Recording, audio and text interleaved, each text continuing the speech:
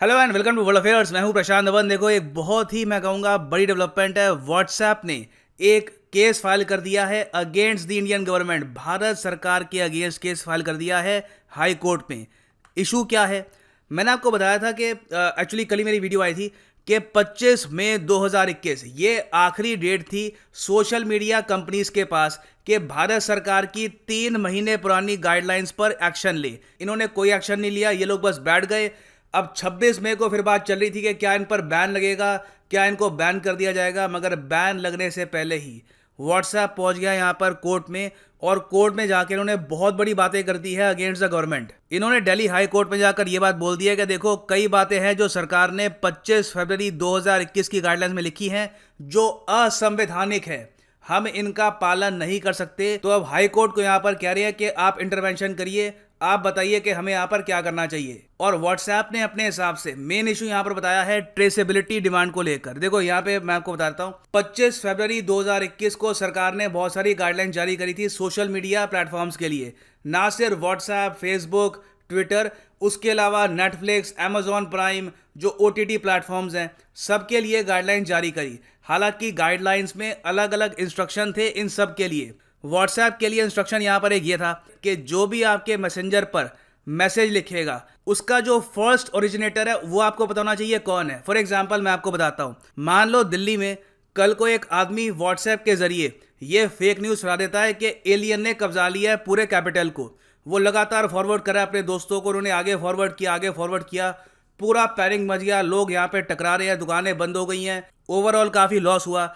फिर सरकार यहाँ पर जांच पड़ताल करती है कि सबसे पहले ये फेक न्यूज़ किसने फैलाई थी, किसके फ़ोन से सबसे पहले ये मैसेज गया कि दिल्ली पर एलियंस ने कब्जा कर लिया है। तो यहाँ पे क्या हुआ कि ये लोग कहेंगे व्हाट्सएप को कि ट्रेस करो कि ओरिजिन क्या है इस मैसेज का, सबसे पहले ये किसने लिख के फॉरवर्ड किया था सबको कि दिल्ली में एलियन आ गए हैं। तो जो ये ट्रेसिबिलिटी वाला आइडिया है, इसको लेकर व्हाट्सएप कभी भी कंफर्टेबल था नहीं। इन्होंने ये कहा कि देखो, अगर आप हमसे ये करवाओगे तो इसका मतलब ये है कि हर मैसेज का हमको फिंगरप्रिंट रखना होगा। क्योंकि भारत सरकार ने बाद में एक और सुझाव दिया व्हाट्सएप को अलग से मार्च महीने में। सुझाव ये था कि क्यों ना आप एक काम करो, हर मैसेज का, व्हाट्सएप पे कोई भी मैसेज टाइप करता है ना, हेलो, हाउ आर यू, कोई भी अगर कोई मैसेज होता है यहाँ पर, तो उसका एक अल्फा न्यूमेरिक हैश बना दो।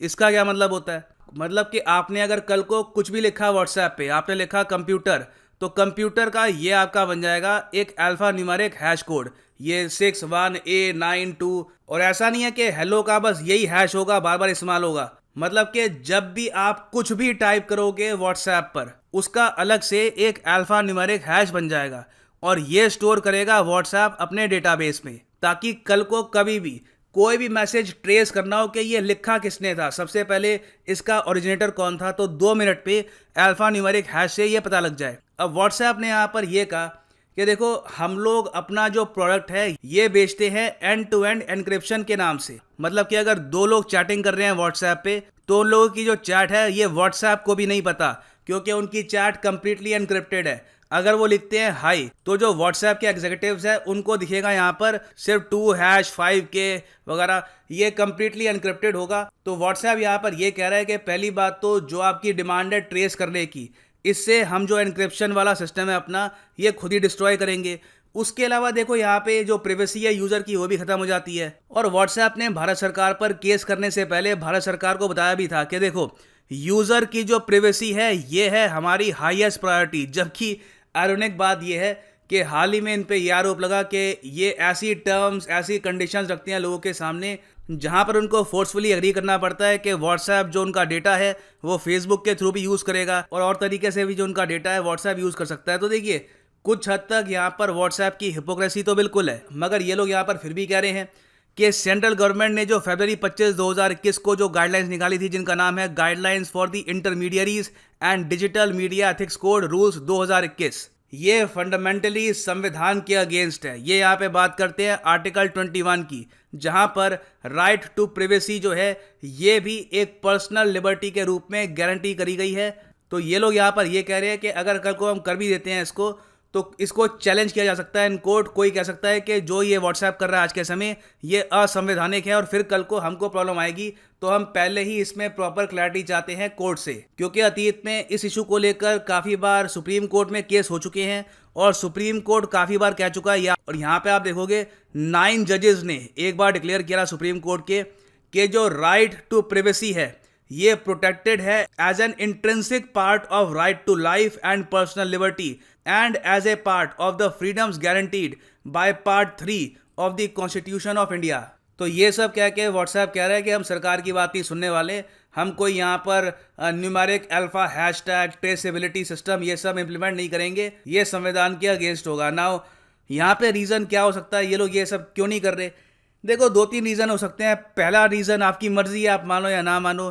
पहला रीज़न हो सकता है कि फेसबुक व्हाट्सएप जेन्युइनली प्राइवेसी को लेकर बहुत कंसर्न्ड है।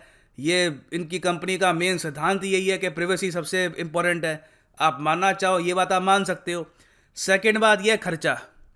देखो आपको अगर मैं ये कहूँ कि एक आपका बहुत बड़ा प्लेटफॉर्म है, मिलियंस ऑफ लोग पूरे देश में इस्तेमाल करते हैं। अब मिलियंस ऑफ लोग जो उल्टा सीधा दुनिया भर में चैटिंग करते हैं, कुछ भी लिख देते हैं, हर एक चैट का उस पर नंबर डालो, उसको स्टोर करके रखो, आपका खर्चा आएगा। आपको मिलियंस ऑफ डॉलर्स का स्टोरेज आपको यहाँ पे बनाना होगा, आप वहाँ पे उसको स्टोर करके रखोगे, क्योंकि कल को कोई भी अगर केस हो गया कहीं पर, किसी क्रिमिनल ने कल को कुछ कहीं पर लिख दिया, उसको ट्रेस करना पड़ा, तो आपका जो डेटा है वहाँ पे रेडी होना चाहिए। सरकार आपसे मांगेगी कि ये जो मैसेज है इसका ओरिजिन कहाँ से हुआ था, चाहे 4 साल पुराना हो, 3 साल पुराना हो। तो ये देखो व्हाट्सएप के लिए काम है, पैसा भी लगेगा, सरदर्द भी लगेगा, मैन पावर भी यहाँ पर लगेगी। तो मैं समझ सकता हूँ इन लोगों ने ये डिसाइड किया होगा कि मत सुनो, मत करो ये सब। और सिर्फ व्हाट्सएप नहीं, ये नोटिस किया गया है कि किसी भी सोशल मीडिया प्लेटफॉर्म ने सिवाय कू के, आपको पता होगा एक मेड इन इंडिया एक सोशल मीडिया प्लेटफॉर्म है कू, ये एक बताया जाता है सब्सिट्यूट है ट्विटर का। कू को छोड़कर ट्विटर, व्हाट्सएप की जो पेरेंट कंपनी है फेसबुक, उसके अलावा नेटफ्लिक्स, अमेजॉन प्राइम, किसी ने भी सरकार की गाइडलाइंस को बिल्कुल भी फॉलो नहीं किया। गाइडलाइंस में बहुत सी बातें लिखी है कि आपको एक ऑफिसर नियुक्त करना है और कुछ स्ट्रक्चरल चेंजेस लाने हैं कंपनी की फंक्शनिंग में। कुछ इन्होंने एक बात नहीं मानी अभी तक गाइडलाइंस की।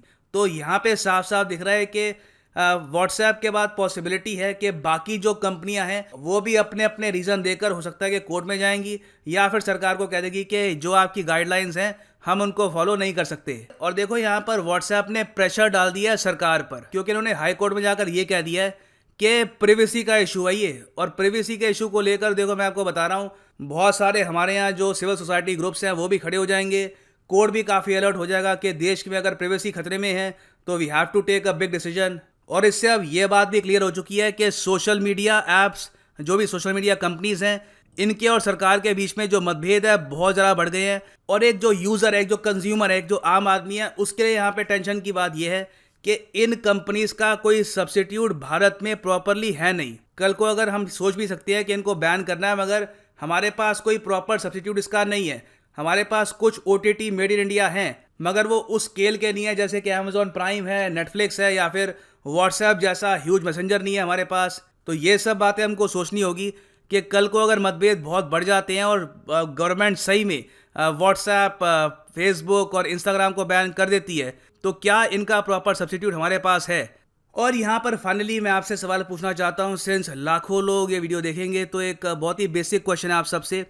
आप लोग यहाँ पर पर्सनली किसको सपोर्ट करते हो? आप किसकी तरफ यहाँ पर खड़े हो, सोशल मीडिया कंपनीज की तरफ या फिर भारत सरकार की तरफ? और रीज़न दीजिएगा अपने आंसर में कि मेरा जो स्टांस है उसका रीज़न क्या है, मैं इसको जो सपोर्ट करता हूँ उसके पीछे रीज़न क्या है, ताकि हम सब समझ पाएँ इस बात को। और फाइनली यहाँ पर मैं ऐड कर दूँ, क्या आप किसी भी एग्ज़ाम के लिए प्रिपेयर कर रहे हैं, चाहे SSC, UPSC, bank exam, simply जाओ unacademy.com पे या फिर अनअकैडमी की ऐप पर क्लिक करो अपने एग्ज़ाम पे। फॉर एग्जांपल इस केस में UPSC CSE गेट सब्सक्रिप्शन, और यहाँ पे आप परचेज कर सकते हैं प्लस या फिर आइकॉनिक कोर्स। जो प्लस कोर्स है पर मंथ आपको पड़ेगा 4125 का, मगर ऑब्वियस सी बात है ये प्राइस क्यों पे करना। यूज़ करिए यहाँ पर code PD10 and you will get straight 10% discount on all the courses. The prices will fall once you use the code PD10. So use the code and save money. इसी note के साथ यह है video Kant. Thank you for listening and as always, God bless you all.